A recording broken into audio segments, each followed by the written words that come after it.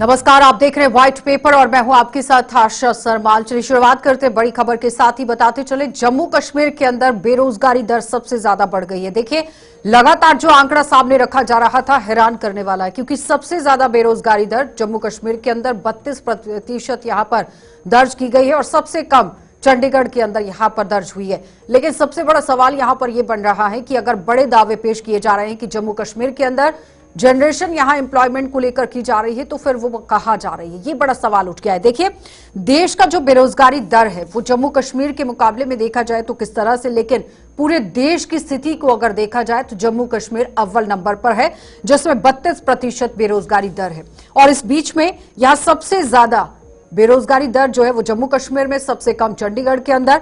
लेकिन latest periodic labour force survey का जो डाटा है वो कह रहा है कि जम्मू कश्मीर में बेरोजगारी दर जो युवाओं के अंदर है, देखिए 32% है। लेकिन जहां पर रोजगार को लेकर युवाओं के अंदर इस वक्त होड़ मची हुई है, आप समझना यहां पर बहुत ही जरूर चाहेंगे कि आखिर बेरोजगारी को लेकर सरकार काम क्या कर रही है, आखिर कहां तक ये रेट है और किस तरह से ये पूरा रेट जो है वो देखा जा रहा है। महिलाओं में यहां 53.6% बेरोजगारी है और दोनों बेरोजगारी दरों की बात करें तो देश के अंदर सबसे ज्यादा है जम्मू कश्मीर में। लेकिन इस बीच में ministry of statistics and programme implementation जो है वो एक डाटा देता है।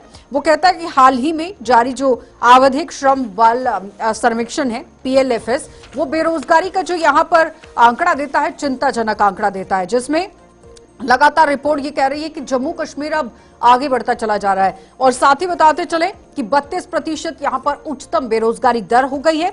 जिस बीच में यहां पर अगर हम आंकड़े की बात करें तो दिल्ली के अंदर 4.3% बेरोजगारी दर है और उसी बीच में जम्मू कश्मीर के अंदर आप देखिए जो एक बड़ी बेरोजगारी दर मानी जा रही थी, जिसमें देश के अंदर बेरोजगारी के मामले लगातार बढ़ते चले जा रहे थे, लेकिन जम्मू कश्मीर अब उसमें अव्वल नंबर पर आ गया है। 53.6% बेरोजगारी दर्ज यहां पर जम्मू कश्मीर में महिलाओं के बीच में अभूतपूर्व दर्ज की गई है, जो देश में सबसे ज्यादा है और चिंताजनक स्थिति के अंदर है।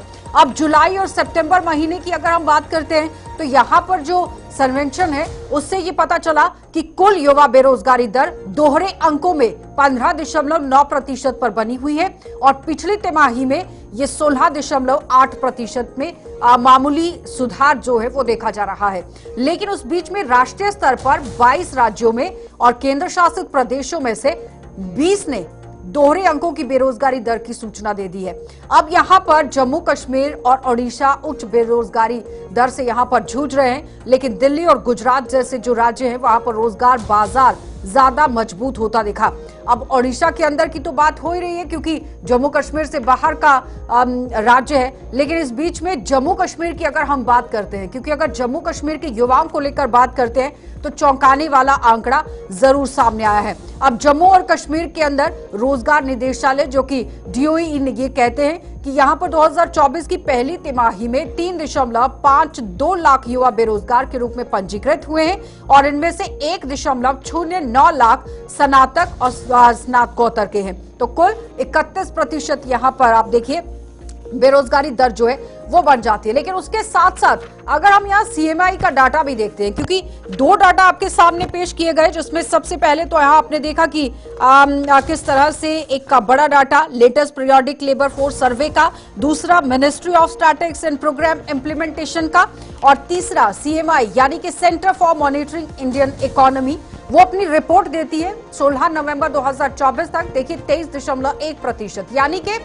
नवंबर दिसंबर में 32% हो जाती है। तो जाहिर तौर पर सवाल जरूर उठते हैं कि जम्मू कश्मीर के अंदर युवाओं के लिए रोजगार को मद्देनजर रखते हुए किस तरह से रोड मैप तैयार करने की जरूरत है, जिस पर सरकार को काम करने की जरूरत है। तो चलिए अब हम पैनल की ओर बढ़ जाते हैं, क्योंकि इस पर चर्चा करना बहुत जरूरी है। अहम मुद्दा है जम्मू कश्मीर का और हर पार्टी ने अपने मैनिफेस्टो के अंदर इसे रखा है। इफ्रा जान है हमारे साथ नेशनल कॉन्फ्रेंस पार्टी से, बहुत बहुत स्वागत इफ्रा जुड़ने के लिए। रजनी सेठी है BJP पार्टी से, आपका भी बहुत बहुत स्वागत जुड़ने के लिए। दिनेश मल्होत्रा है हमारे साथ, पॉलिटिकल एक्सपर्ट हैं, आपका भी दिनेश जी बहुत बहुत स्वागत जुड़ने के लिए। सबसे पहले तो दिनेश जी मैं आप ही के पास आऊंगी। अलग अलग डाटा को पढ़ रहे थे, जिसमें CMI का डाटा भी पढ़ा गया, उसके बाद यहाँ पर लेबर फोर्स का जो सर्वे है उसको भी देखा गया कि latest periodic labour force survey क्या कहता है, ministry of statistics and programme implementation क्या कहती है, CMI का डाटा भी आपके सामने रखा गया। लेकिन फिलहाल फ्लक्चुएशन जरूर देखी जा रही है, लेकिन अगर नवंबर दिसंबर की बात करें तो 32% तक पहुंच गए हैं और सबसे ज्यादा अव्वल नंबर पर देश के अंदर मानी जा रही है जम्मू कश्मीर में बेरोजगारी दर।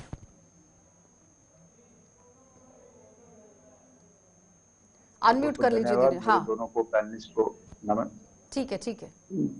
दो पैनलिस्ट, दोनों को पैनलिस्ट को नमस्कार और दोनों को, आप सबको क्रिसमस की भी शुभकामनाएं। जैसे आपने कहा आशा जी, ये मैं एज ए इंडिविजुअल मैं इन चीजों पे विश्वास नहीं करता। ये डाटा जो जितनी भी एजेंसी पेश करती हैं, मुझे नहीं लगता कि जम्मू कश्मीर उड़ीसा के बाद जम्मू कश्मीर में सबसे ज्यादा अनएम्प्लॉयमेंट है। जम्मू कश्मीर, ये ठीक है कि हमारे एक डिसएडवांटेज है कि हम भारत के पूरे कोने में लोकेट हैं और हमारे यहाँ पे इंडस्ट्री बहुत कम है, लेकिन जिस तरह से ये डाटे पेश किए जा रहे हैं कि जम्मू कश्मीर उड़ीसा के बाद सबसे ज्यादा अनएम्प्लॉयमेंट है, ऐसा तो मुझे नहीं लगता। लेकिन ठीक है कि जम्मू कश्मीर में अनएम्प्लॉयमेंट एक बहुत बड़ा मसला है पिछले कई सालों से, ये पिछले 10 सालों से नहीं है। क्योंकि जो लोग सत्ता के बाहर है, ये कहेंगे कि जब से ये 370 टूटा है तब हुआ, तब अनएम्प्लॉयमेंट आई है। अनएम्प्लॉयमेंट जम्मू कश्मीर में एक मुद्दा रहा है, क्योंकि ज्यादा लोग जम्मू कश्मीर में सरकारी नौकरियों पर ही निर्भर हैं। हर डाटा के अंदर है, इसमें कोई दो राय नहीं है दिनेश जी। आप कोई भी डाटा पढ़ लीजिए, किसी भी रिपोर्ट को पढ़ लीजिए, फ्लक्चुएशन है। सेम डाटा आपको नजर नहीं आएगा। इकोनॉमिक टाइम्स का आप पढ़ लीजिए, सीएमआई का पढ़ लीजिए, स्टैटिक की रिपोर्ट में आपके सामने रख रहे हैं उसको पढ़ लीजिए, आप लेबर फोर्स सर्वे को पढ़ लीजिए, सेम डाटा नहीं मिलेगा आपको कहीं पे। फ्लक्चुएशन है। नहीं आशा जी, आप जम्मू कश्मीर को उड़ीसा या बिहार या उत्तर प्रदेश से कंपेयर नहीं कर सकते जम्मू कश्मीर में एम्प्लॉयमेंट, क्योंकि जम्मू कश्मीर में जो गवर्नमेंट जॉब है 4.8 लाख लोग जो है गवर्नमेंट जॉब में है। अगर हम अपने पंजाब में देखें, पंजाब में शायद 2 कुछ लाख लोग हैं जो गवर्नमेंट जॉब में। इसलिए गवर्नमेंट जॉब एक बहुत बड़ा मतलब एक एम्प्लॉयमेंट का सोर्स है। ठीक है कि पिछले कुछ सालों से गवर्नमेंट की पोस्ट कम निकली हैं, लेकिन इतनी बात नहीं है कि जम्मू उड़ीसा के बराबर है। ठीक है, जम्मू ये कोई डाटे में कोई नहीं, उसके बराबर करने की बात भी नहीं हो रही थी। होंगी। हाँ ठीक है दिनेश जी, रोकेंगे कि अगर फ्लक्चुएशन भी आ रही है, आ तो रही है, वो भी नहीं होना चाहिए, क्योंकि अनएम्प्लॉयमेंट रेट ज्यादा तौर पर आप देखिए युवाओं की अगर हम बात करें तो वो तो सीधे तौर पर कह रहे हैं कि रोजगार के साधन होने चाहिए। और अगर अभी जो भर्तियां आपकी तरफ से यहाँ पर केंद्र सरकार की तरफ से निकाली गई हैं, उस पर भी कई तरह के सवाल तो जरूर उठे थे।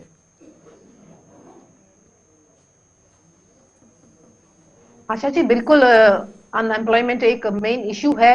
जम्मू कश्मीर का कोई आज का नहीं है, पिछले 10 साल का नहीं है। लगातार पिछली सरकारों में भी ये एक रेट बना ही रहा है, जिसके कारण पिछली सरकारों ने कहीं ना कहीं डेली वेजर्स की भर्ती करने का काम किया, 500 या 1000 की सैलरी पे एम्प्लॉयज को एम्प्लॉय किया। कहीं ना कहीं जो ये मेन इशू है, ये हमारे जम्मू कश्मीर का रहा भी है। इसमें मेन कारण जो रहा, कहीं ना कहीं टेररिज्म का मेन फोकस रहा। यहाँ पर लगातार अप डाउन चलता रहा पूरे जम्मू कश्मीर में, जिसके कारण यहाँ एम्प्लॉयमेंट एक मेन इशू बना ही रहा है। मगर मोदी सरकार के आने के बाद से, केंद्र में मोदी जी के आने के बाद से, सरकारी नौकरियों को ज्यादा तवज्जो ना देकर जो हमारे युवा है कहीं ना कहीं खुद अपना बिजनेस स्टार्ट करें, सेल्फ एम्प्लॉयड हो जाए, कोई उनके लिए अलग अलग स्कीम्स के माध्यम से उनको फाइनेंशियली सपोर्ट करने का काम केंद्र सरकार ने किया है। मुझे लगता है लगातार पिछले 10 साल से 2014 के बाद से जम्मू कश्मीर के युवाओं को रोजगार मिलने का और रोजगार पैदा करने के अवसर पैदा करवाए हैं मोदी सरकार ने। आप लोग देख रहे हैं कि अभी कुछ दिन पहले ही मोदी जी ने अपॉइंटमेंट लेटर्स भी कुछ युवाओं को दी हैं, और मुझे लगता है इन 8-10 सालों में काफी संख्या में युवाओं की जो है, जम्मू कश्मीर को मैं बात करूं क्योंकि जम्मू कश्मीर की बात हो रही है, तो जम्मू कश्मीर को लेकर केंद्र सरकार चिंतित है और उसके लिए कैसे कदम बढ़ाए जाए, कैसे यहाँ स्मूथ एटमॉस्फेयर को बनाया जाए, कैसे यहाँ टेररिज्म को खत्म करके लोगों के लिए एक ऐसा एटमॉस्फेयर क्रिएट किया जाए ताकि नौकरियों की बढ़त हो पाए। सिर्फ गवर्नमेंट जॉब्स ना मिले, कहीं ना कहीं प्राइवेट सेक्टर में भी युवा काम कर सके, इंडस्ट्रीज का यहाँ आना हो सके, इसके लिए काम लगातार केंद्र सरकार कर रही है। ठीक है, वो कह रहे हैं युवाओं को आत्मनिर्भर बनाने की हम बात कर रहे हैं, कोशिश कर रहे हैं कि रोजगार की जरूरत ना पड़े, इतने इंडिपेंडेंट हो जाए कि अपने पैरों पर खुद खड़े हों और दूसरे को भी रोजगार दें। जी, पहली बात तो अगर आप देखेंगे बेरोजगारी का जो ये ट्रेंड है, जब से भाजपा की सरकार, अगर आप पूरे डेटा को एनालाइज करेंगे, बेरोजगारी हमेशा पूरे इंडिया में, पूरे वर्ल्ड में, हर कंट्री में है। लेकिन जब से बीजेपी की गवर्नमेंट आई, तब से जो हमारी इकोनॉमी है उसने काफी ज्यादा सफर किया है। ये 2014 से ही ये कहानी शुरू होती है, जहां हमारी इकोनॉमी ने काफी ज्यादा सफर किया है बीजेपी की पॉलिसीज के बाद, चाहे उसमें डिमोनेटाइजेशन हो, अचानक से पूरी इंडस्ट्रीज बंद करना हो। जम्मू कश्मीर के लिए खसूसन अगर आप देखेंगे, जब 370 इन्होंने तोड़ा जम्मू कश्मीर में, इन्होंने महीनों पर इंटरनेट बंद कर दिया, यहाँ छोटे छोटे बिजनेसेस बंद हो गए।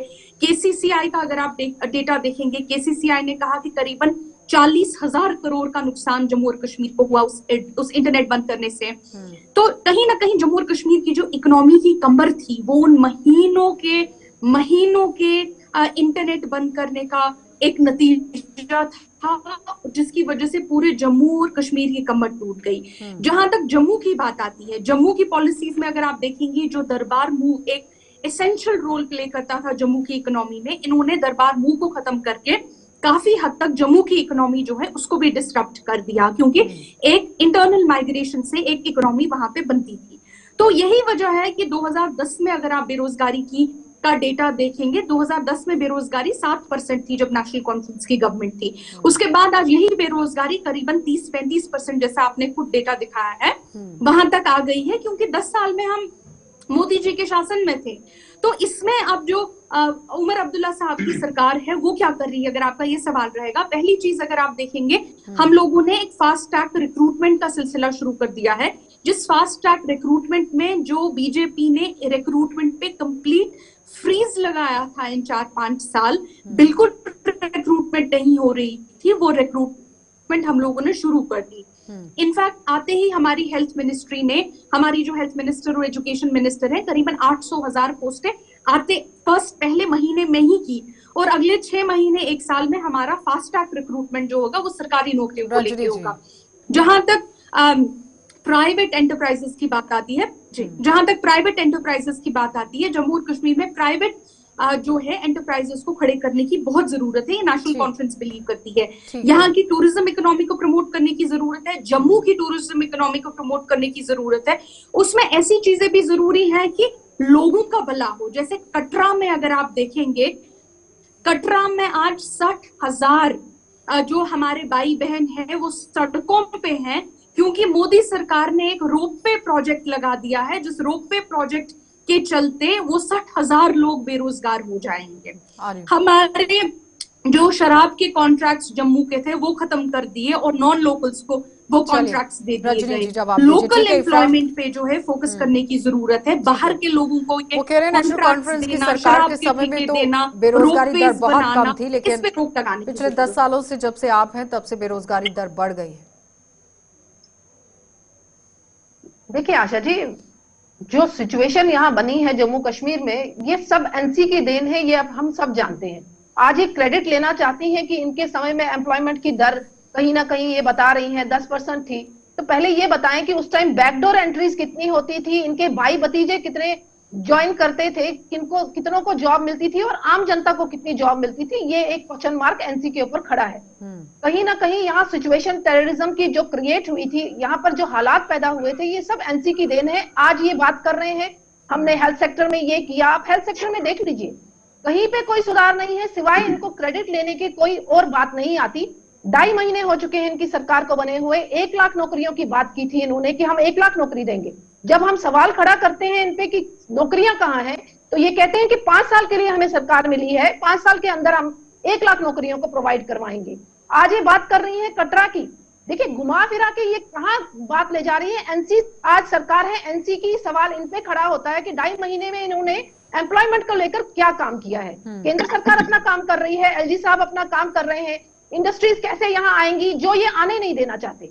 आपने देखा कश्मीर में किस तरीके से टाउनशिप बनने जा रहा था, इन लोगों ने ऑब्जेक्शन क्रिएट किया कि बाहर का कोई भी बंदा यहाँ नहीं आ सकता, जो डोमिसाइल होगा वही यहाँ पर आके रहेगा। जब बाहर का कोई यहाँ आएगा नहीं, इंडस्ट्री कोई आएगी नहीं, प्राइवेट सेक्टर कैसे आएगा। तो सवाल ये भी खड़ा होता है, ये फोकस अपने कश्मीर को रोकेंगे, एक छोटे से ब्रेक जनरेट होंगे। वो कह रहे हैं कि बाहर से किसी जी पहली बात तो जो उनका मतलब है कि जो बाहर से लोग आएंगे पहले नौकरियां वो ही लेंगे। बीजेपी की वो सरकार है जिन्होंने यहाँ पे नौकरियां जो है ऑलरेडी इतनी कम है वो बाहर वालों के लिए भी ओपन कर दी। वो जम्मू को भी नुकसान हो गया, कश्मीर को भी नुकसान हो गया।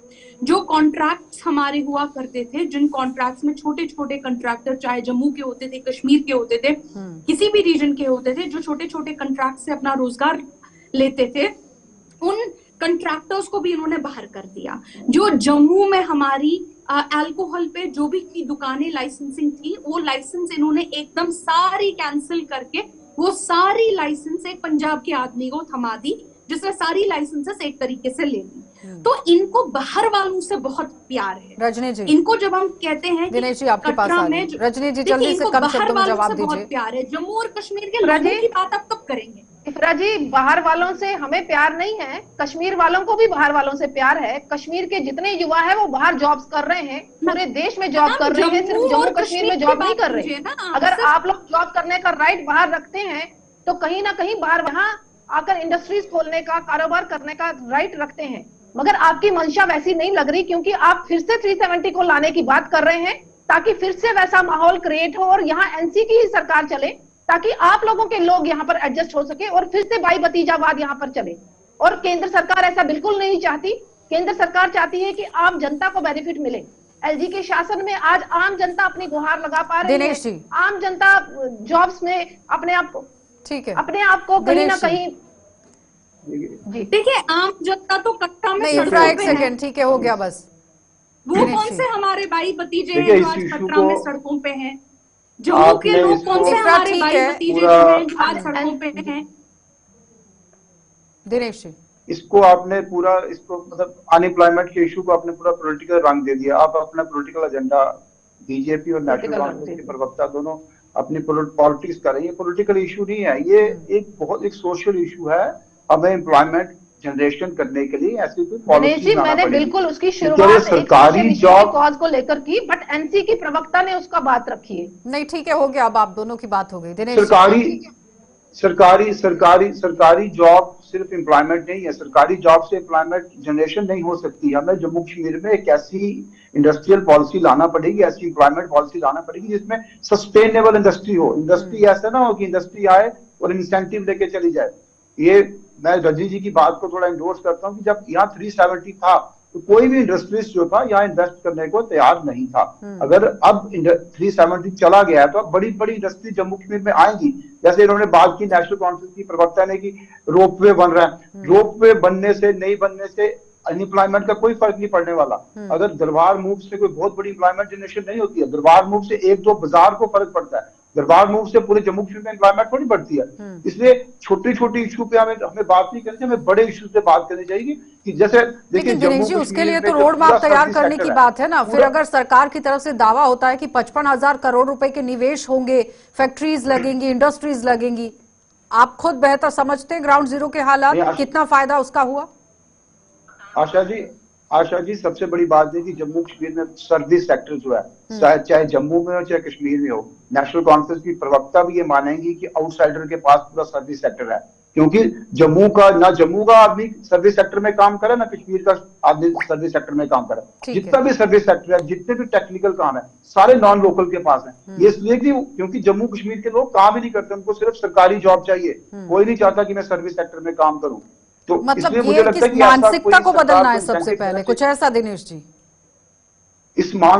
इस मानसिकता को बदलना पड़ेगा। आप देखिए, आप जम्मू में देखिए, सारा सर्विस सेक्टर। बहुत बहुत धन्यवाद दिनेश जी जुड़ने के लिए। रजनी जी आपका भी धन्यवाद, इफ्रा जी आपका भी धन्यवाद। तो फिलहाल अनएम्प्लॉयमेंट पर थोड़ी ही बात हुई है, पर जितनी भी बात हुई है चिंताजनक स्थिति जरूर है। इस पर अब देखना यह है कि जो बाहर से फैक्ट्रीज आ रही हैं, जो निवेश यहाँ पर करने की कोशिश हो रही है, युवाओं को उससे कितना फायदा होगा। सरकार को भी इस तरफ ध्यान देने की जरूरत है, चाहे वो केंद्र है या फिर राज्य सरकार है। जिस तरह से लगातार युवा जो है वो भटक रहे हैं, नहीं होना चाहिए। जल्द से जल्द लोगों के लिए काम होना चाहिए, रोजगार के साधन यहाँ पर उपलब्ध कराए जाने चाहिए। आप देखते रहिए कार्यक्रम।